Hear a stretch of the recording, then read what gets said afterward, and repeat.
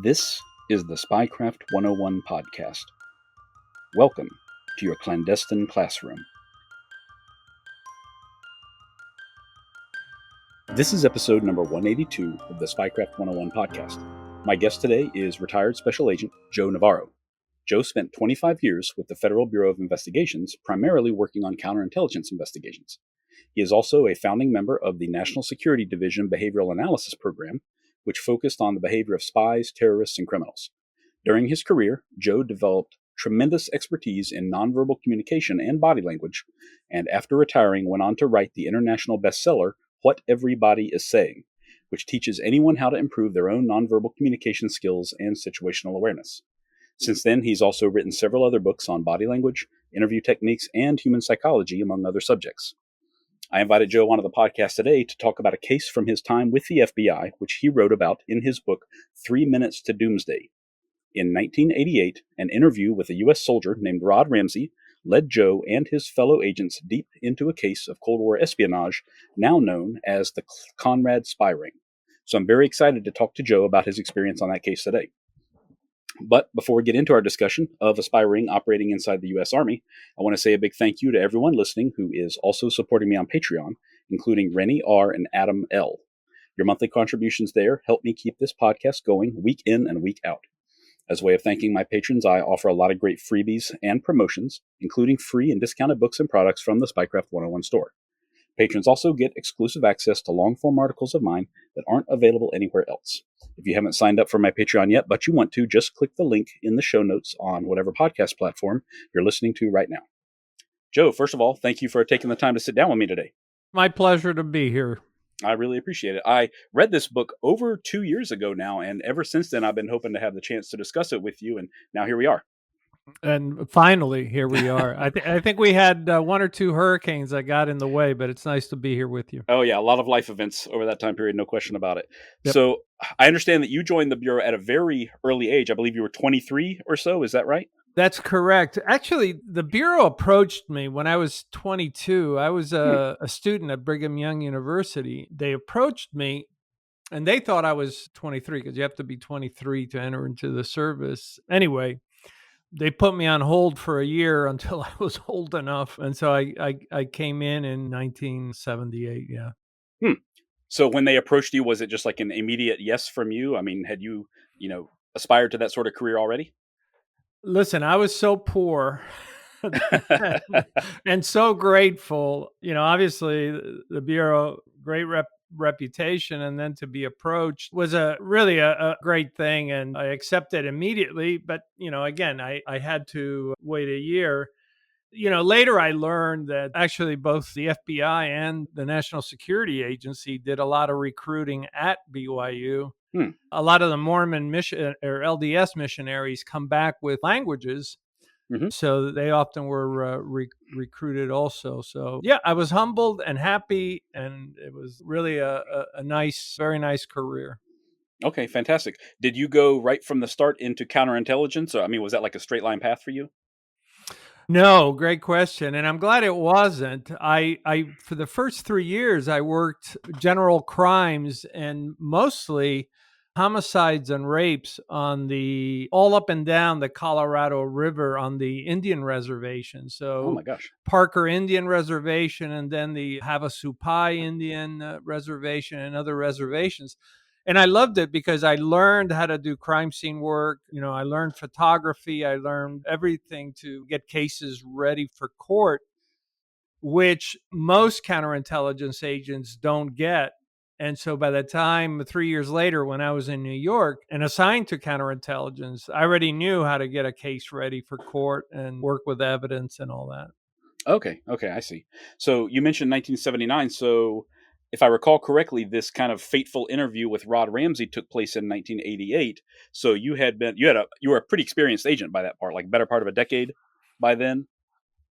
Yeah, it came at a great time. I'm glad I didn't have that case 3 years in. I would have really fumbled it. By then, I had already served as the counterintelligence supervisor on the desk in San Juan, Puerto Rico, which I had for 2 years, and then I stepped back down to regular special agent status when I transferred to Tampa. Yeah, I had a lot of good experience that really prepared me for that task. Okay, I see. It seems like this whole story, at least from your perspective for the book, it's kind of predicated on this single interview with Rod. So just a real turning point in that case and in the larger Conrad ring as well. So can you talk about exactly how you wound up sitting face to face with Ron Ramsay? Like what brought you Yeah. and him to the same table? Well, I appreciate that, but first, kudos to US Army intelligence, because INSCOM, it was those folks, Gary Pepper in particular, and everybody in that group who were able to put together in Germany against Clyde Lee Conrad. By the time I got it, Conrad had been wrapped up. The Germans were had just arrested him.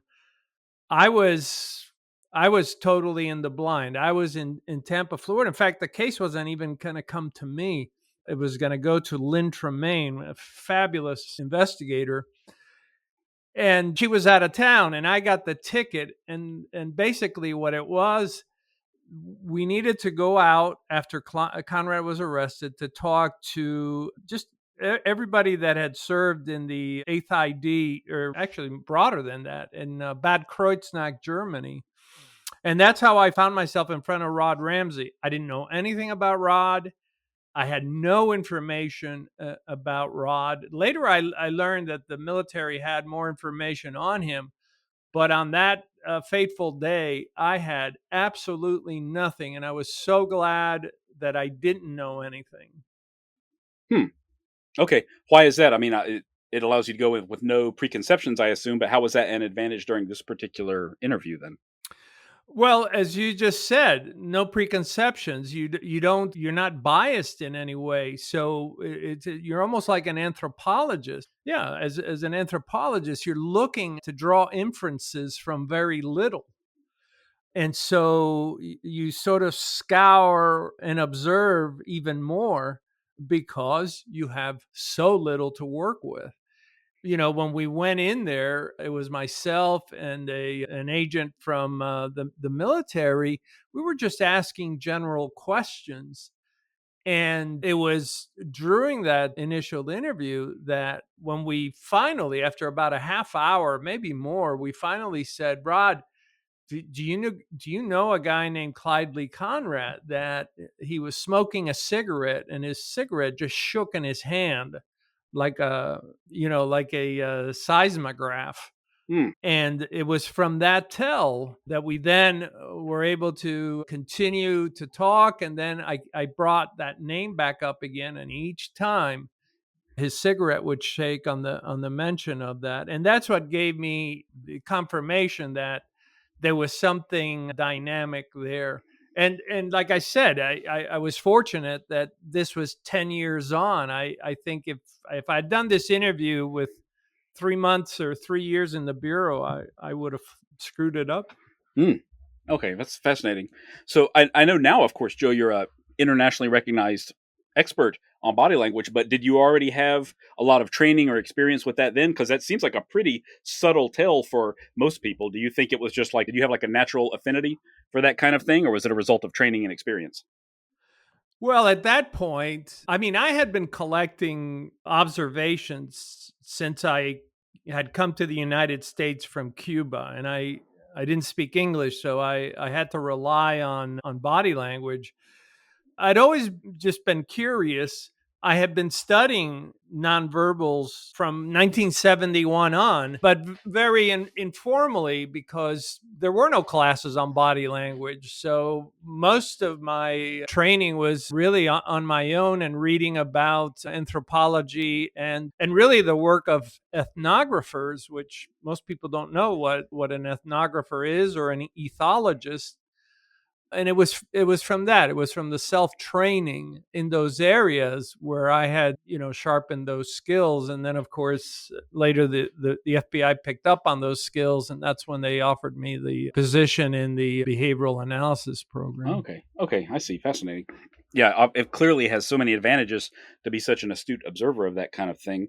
So this interview with Ramsey, it kind of established that he knew Clyde, but did he admit to anything at that point, or was it just like this kind of subtle connection that led you to continue digging after the interview was over?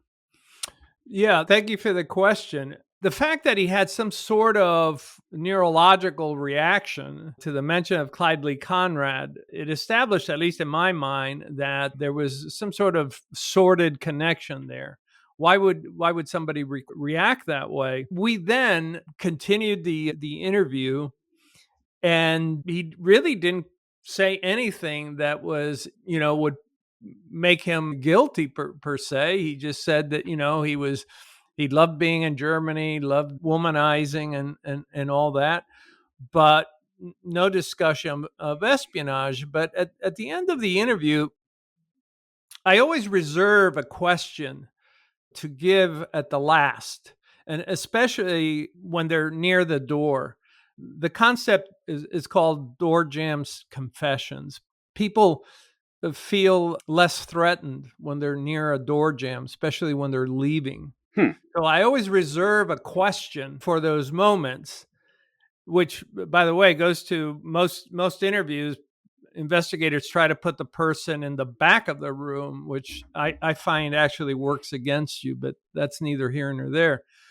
As I was leaving, and I said, by the way, Rod, did Clyde ever give you anything? And incredibly, he goes into his pocket, pulls out his wallet, and he said, yeah, he gave me this piece of paper. And he said, if I ever get in trouble or if I never need help, to give him a call. I took it from him. Obviously, it wasn't an American telephone number. I went back to my office. We didn't know anything about this number, but I asked my supervisor, I'd like to continue to talk to Rod. And of course, this created some problems because under what authority? He hasn't committed a crime. He's not at least suspected here. He hasn't made any admissions. And I said, well, I could have picked his brain a little longer. So can I at least go back? And we did. And at that point, Lynn Tremaine, who the next day was back, we went to see him and we asked him to repeat what he had said. And then we met him for a few more times. And that's how the investigation began. I was still in the dark. I knew nothing about the case. All I knew was that Conrad had been arrested, and that was it.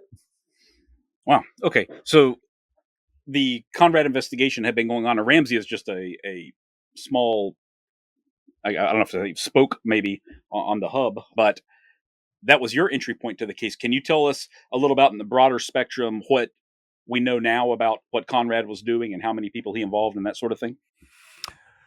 Yeah. Well, it was devastating what we learned later. It was devastating what we learned from what the Army eventually was able to dig up. It was devastating from what Rod told us.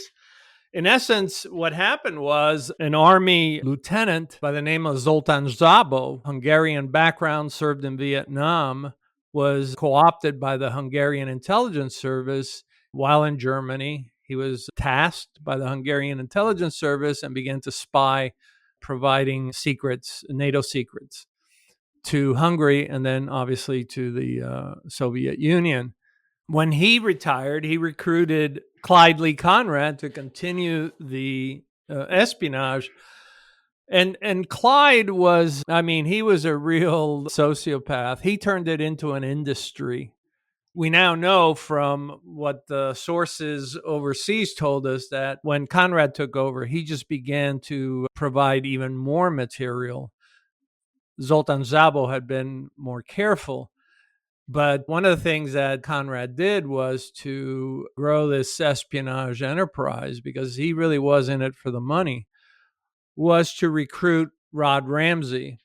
And Rod Ramsay was there, stationed at the 8th Infantry Division Mechanized in Bad Kreuznach. Both Conrad and Ramsay were basically working as the custodians of the top secret documents at the 8th Infantry Division. So they had access to everything, including really sensitive documents like Able Archer, which was a rehearsal for atomic warfare. Mm-hmm. and any other number of documents, some that very few people got to see. Well, those were going over. With Ramsay's help, they turned this into a huge enterprise. I mean, there are estimates that this is in early 1980s dollars, that Conrad had earned upwards of 2.6 million Oh my dollars, gosh. which is an extraordinary amount. Yeah. No question. And they weren't just stealing documents for the Hungarians. They actually were able to pitch some of the documents to the Czech intelligence service, which most people aren't aware of. And so they really became an enterprise.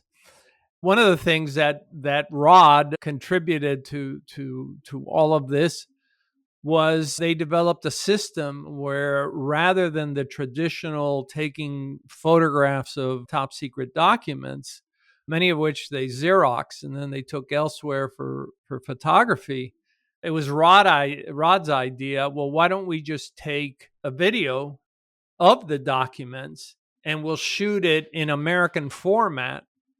We'll start by buying a movie like a Disney movie, and then we'll go to the midpoint and start there and record over it. And even if the Germans pick it up, they won't be able to read it because the German system for video recorders is different than the Americans. Oh, And clever. so he contributed to that kind of espionage trademark, or tradecraft, I should say. Okay, yeah, that's very tricky, I have to admit. Yeah, exactly. And then he goes and designs a briefcase where they could transport the videos. And then if they felt like they were going to be compromised, they pulled on a lever and a wire would unlatch the tape, and then the tape would slide down between two magnets and it would wipe out the video. My gosh. They were quite clever. Yeah, very impressive. I have not heard that part of the story at all before. I don't think. That's incredible. That's why I'm on your show. Yeah. Incredible contribution. Thank you, Joe. Well, amazing. What's interesting is Clyde was no dummy. He had been offered by the Hungarians all sorts of secret gadgets and things, and he said, and this is a quote, he told Rod, he said, "I did not accept any trinkets from the other side, because it's hard to explain a Minox camera. It's hard to explain a rollover camera, all that." So he did it the old-fashioned way. They either photographed it and left film that could potentially be exposed by just pulling on it, or with Rod's help, this videotaping technique. Okay, that's amazing. So you ultimately opened a second investigation into Rod Ramsay. Is that correct? Were you like one of the lead agents on that from that point? Right. So unbeknownst to me, because, there was a lot of need to know going on.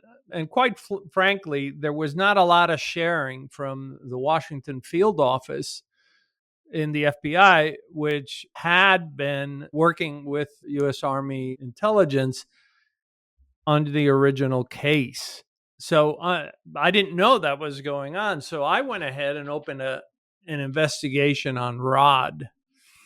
And I was given the opportunity to try to get something from him. And eventually he revealed enough to where we could put together the beginning of a case.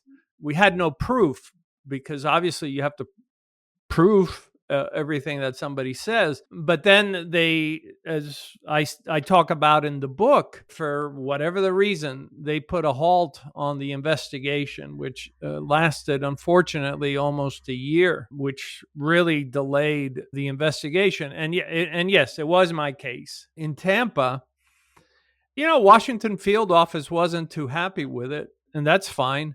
I went ahead and continued as best I could. And then once finally it was evident that I had a potential case to be made here, Then the interviews continued, and eventually we did 42 interviews with Rod. Obviously, he knew who we were. Kind of scary because the whole time he had in his pocket, he had the phone number of an attorney that his mother had given him, and we were aware of it. So we had to be very cautious, but we got enough information. On the fifth interview, which I had conducted with Terry Moody, another agent, he eventually, on that fifth interview, he confessed. But then, of course, the problem is you have to prove it.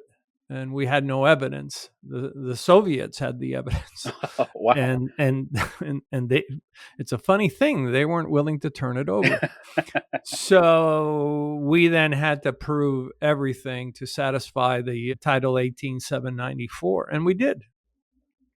Man, oh man. So on the fifth interview, he confessed 42 total. So were these dozens of follow-on interviews just kind of gathering additional details about the story? I mean, was he like a broken man by the end of this, or what? I'm just kind of shocked that he kept meeting with you. I think I was the broken man at the end of this. I think 3 days after the arrest, I collapsed. My immune system at that point had been compromised. The thing with Rod was he was so intelligent. You know, according to the Army records, he had the second highest IQ score ever recorded. So, oh my gosh, for everything was a game for him. So he would make small admissions. I'll give you an example. So, you know, he would talk about prostitution and going drinking and so forth. And, you know, I said, well, Rod, you know, how much were the prostitutes? And he says, well, you know, they were illegal. And I said, no, I didn't know that. So he, you know, explained that. And so we were able to determine that he was spending upwards of $1,000 a month on a $198 a month salary. And so, you know, we didn't ask him, you know, where's that money coming from? We were able to then do a presumptive and say, well, you know, obviously you were getting that from Clyde. And he admitted that. And he admitted that Clyde had recruited him by asking him, what is the most valuable thing in the world? Rod gave your stereotypical answers: gold, diamonds. I'm sure nowadays he would say crypto. Conrad said, no, the most valuable thing in the world is information. And if you're willing to gather it, we can make lots of money. And Rod, who had no conscience, in a way, he was like a friendly psychopath. He had no remorse, no conscience. He would do anything. So he went along with Clyde, and they began the espionage. But Rod wasn't willing to reveal everything all at once. We had to extract it from him piecemeal. That's why there were so many interviews. And of course, during those interviews, we learned things that the Army and the West German government had no idea about. The fact that even though Conrad had been under investigation, nobody was aware that they had rented an apartment in Bad Kreuznach to take all the secret documents to, where they could set up the video cameras to record that. And of course, when we reported that, everybody said, never in the history of mankind has any spy ever rented an apartment for espionage. This is nonsense and whatever. You know, I paid the price on that one. I got a lot of critique from the BKA, the Bundeskriminalamt in Germany. I got hit over the head by Washington Field Office. Army intelligence said, well, we've been on this for a long time and we have no such indicia. Okay, well, that's fine, boys. And then, of course, one day the German authorities went to number 4 Joseph Schneiderstrasse. And when they pulled up, the old man cleaning the yard said, you must be here about the apartment. And they go, what are you talking about? And he says, you know, those soldiers that rented the apartment upstairs. Come to find out, they did have an apartment. He said, I always wonder what they did up there because at night it was lit up. Well, it was lit up because they were photographing secrets. Wow. And that really began to rattle everybody, and they began to have greater confidence in the things that Rod was saying. But there was a lot of reluctance to believe him because everybody had a stake in it. Everybody that did the original investigation thought that it had already been wrapped up with Conrad. Turns out not so fast. Because then we learn from Rod that he recruited two other individuals in the Army, Jeff Gregory and Jeff Rondeau, and nobody knew anything about these guys. And so they're involved in espionage. And then through Clyde or through Rod, we later learn that Conrad had recruited Kelly Church. Yet again, nobody knew about that. And so now we have an espionage ring, which is, Zoltan Zabel, Clyde Lee Conrad, Rod Ramsay, Jeff Gregory, Jeff Rondeau, Kelly Church, plus the two Kirchig brothers in Sweden who were acting as couriers. Now it's getting pretty big. And then we're talking about all the documents and what kind of documents, and some of those documents were cleared for, well, as we say, some of those documents were cleared for weird. They were extremely sensitive because they dealt with atomic secrets. But then it got worse. And it got worse when on interview, I think number 27, Rod reveals that the permissive action links on the nuclear weapons had been compromised. And that kicked it to a new level because anything dealing with our nuclear capabilities has to be reported to the Joint Chiefs of Staff. Wow. Okay, so I'm not sure what the permissive action links are, but I assume that has something to do with launching them. Is that correct?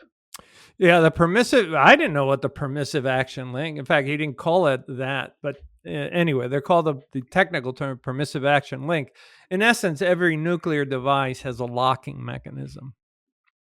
And somehow he was able to figure out the PALs, the permissive action links. He was able to collect some and was able to get information about them to the point where they're now compromised. My gosh. When the Pentagon found that out, a C-130 the next day went to Germany to collect a lot of evidence over there. And a fancy jet landed here at MacDill, and I'd never seen so many generals. There were a lot of issues that needed to be resolved. My gosh. Because they're thinking, well, the permissive action links, how did this happen? These are equities where other nation states have interests, the Brits, the Germans in particular. Of course, the investigation continued. Everybody wanted fast answers, and that wasn't going to happen with Rod because, in essence, he was driving the bus. He was in control. He was controlling all the information that we were getting, and we, of course, had to corroborate it. But then we figured out, and he revealed to us that not only did he compromise the PALs, the permissive action links, but he also compromised what he called the cookies, which were the nuclear go codes. Oh, man. And that had never been done before. And that's when everything in my life got turned upside down. I have to assume at this point there could not be a higher priority investigation than this. Right? There isn't. What could be worse? Right. What could be worse? I mean, people talk about, this spy or that spy in Washington and, they gave up bodies in Moscow. Mm-hmm. Yeah. Those spy cases were bad. People were killed.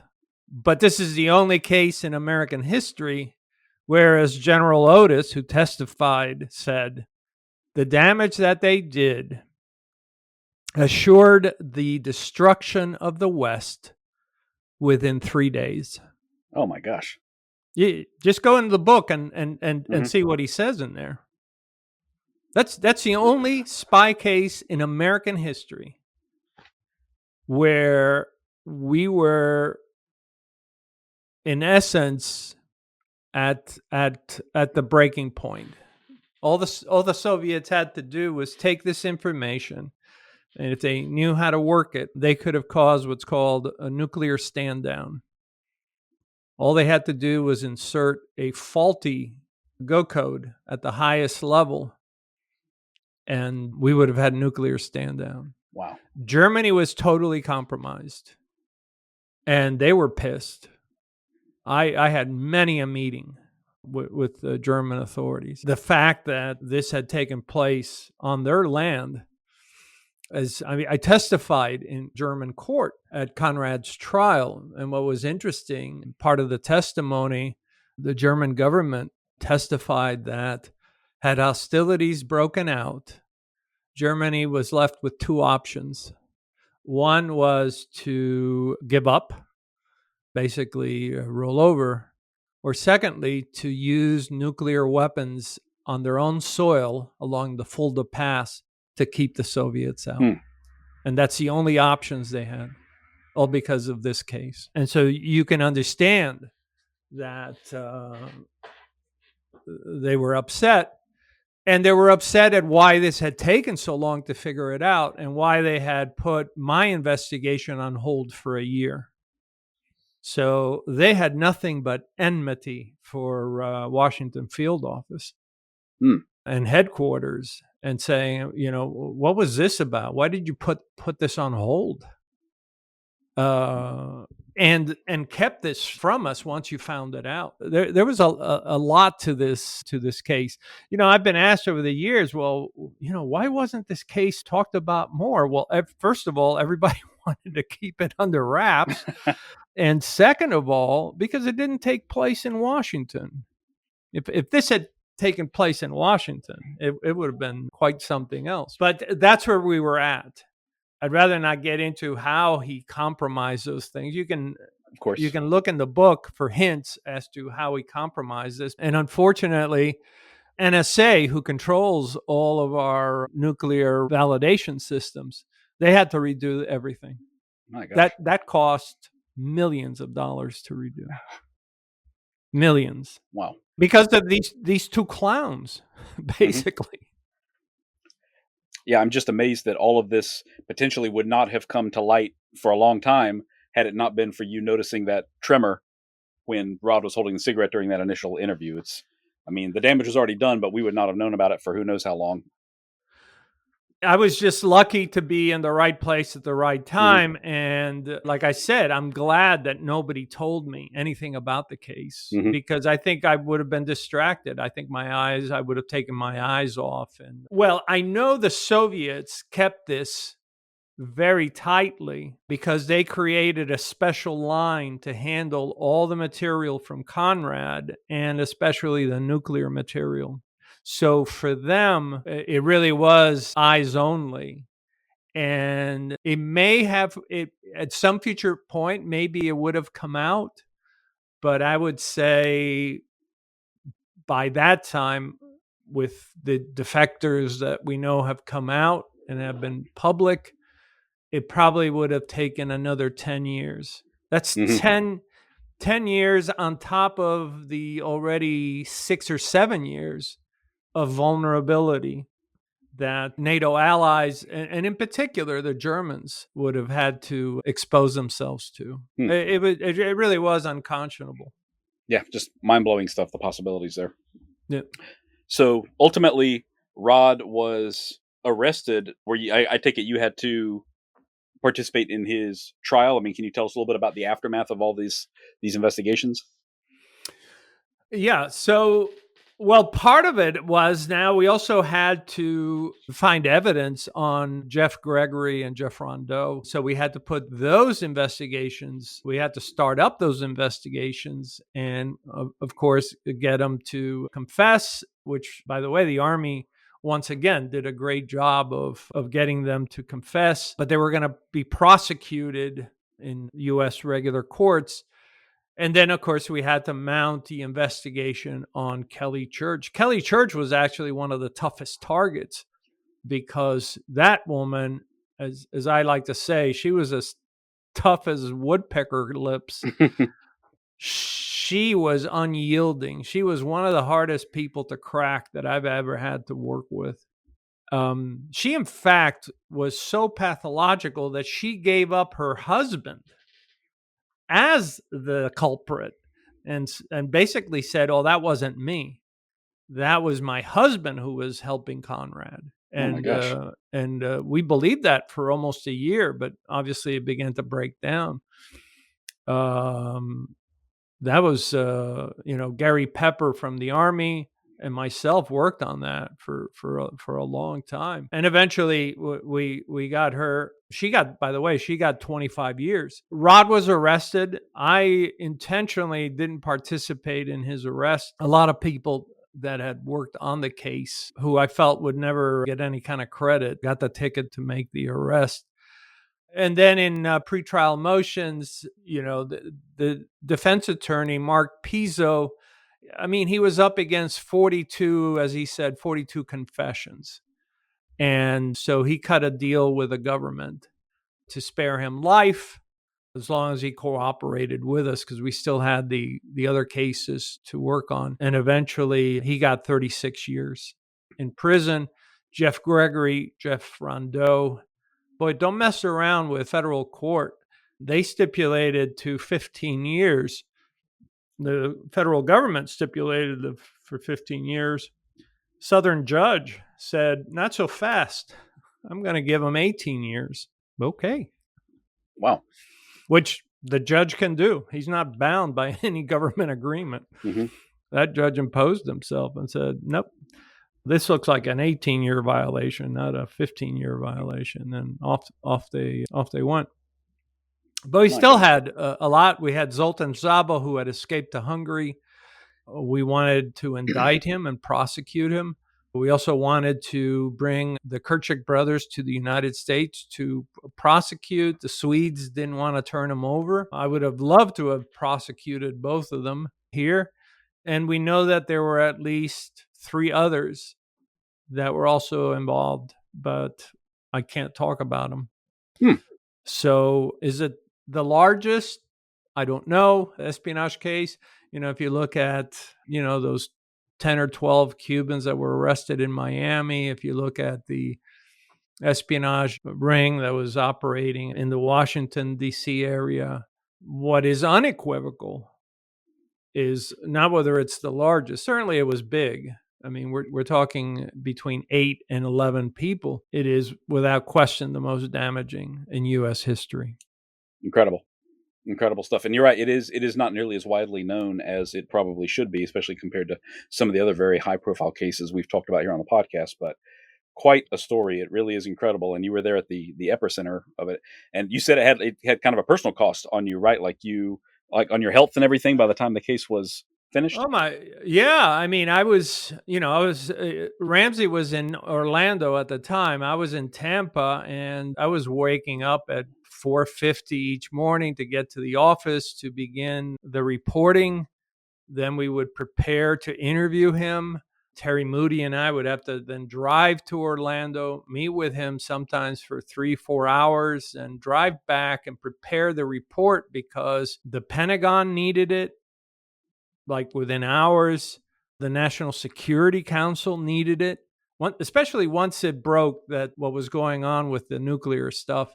And I neglected to mention, he also gave up all the crypto for a 3.5-year period there where he was turning over all the crypto codes. So NSA was very much interested, and so everybody had equities in this. Yeah, how could I forget that he'd given up all the crypto? So the Soviets couldn't read it in real time, but they could read it with a 3-month delay, and that was good enough for them. The toll on me was the hours that I was putting into it, which were exhaustive, no days off, and then the pressure coming at me from so many entities, State Department, the Germans, Washington Field Office, headquarters, the military, who by then were actually the most supportive. I was getting more harassment from Washington Field Office because how dare the Tampa Field Office be telling Washington what to do and so forth. And I had no hesitation whatsoever. Wow. And in the end, Rod was fine. He was eating 3 meals a day. I ended up in the hospital. I ended up unable to get out of bed for nearly 6 months. My So, goodness. My goodness. It's incredible. So I'm just shocked at the twists and turns that this case has taken. And, for those of you listening right now, I cannot encourage you strongly enough to pick up the book. It's 3 Minutes to Doomsday by Joe Navarro. And of course, we never have enough time to talk about all the details. And Joe has so much insight to share about human behavior and human actions and human motivations in the book, too. So it's a fantastic read for anybody who is interested in this subject. And I know that all of you are, since you're tuning in right now. Joe, I really appreciate you sharing all this with me. And I know that you've written quite a bit since then as well. Are you working on another book right now, or do you have another big project that you have undertaken at the moment? I signed a contract last year with HarperCollins. I'm working on a book which I have to turn in July. We haven't decided the title yet, but there will be another book. I'll tell you this: if you're a young investigator out there and you're involved in counterintelligence and if you like interviewing, I would recommend the book only because there were so many techniques that we had to use to elicit information and to play mind games with Rod and to prepare the case for courts. So from a instructional standpoint, I've had a lot of young counterintelligence officers tell me that there's things in there that they never learned at their academy. So you may be interested from that, and really what the Cold War was about. It's really a testament to what the Cold War was about, and it was nasty. Yeah, it certainly was. No question about that. Joe, I really appreciate your time. Is there anywhere that people can find you online? You have a website or social media pages or anything that you want to share so people can follow along? Sure. I mean, the easiest is just to Google my name, Joe Navarro, or you can go to joenavarro.net and find me there. And Justin, thanks for inviting me and patiently waiting for me to be freed to talk to you. And I appreciate all your great questions. Okay. Well, thank you so much, Joe. I really appreciate it. And we'll definitely stay in touch after this. And we'll link up your website on the show notes of this episode as well so people can find it there. Thank you so much, Joe. Take care. Terrific. Thank you. If you're interested in more of Spycraft 101, look for my page on Instagram at Spycraft 101. You can also find more great articles on my website, spycraft101.com. Thank you all for listening, and I hope you'll stick around because there's lots more to come. Disclaimer. This podcast is for entertainment purposes only. The stories and statements expressed herein are experiences and opinions. They may not reflect the views of the host or the production studio. It's okay if you disagree with our content. No piece of media is right for everyone. If you love Spycraft 101, please check us out online, on Instagram, on YouTube, and especially on Patreon. Thank you for listening.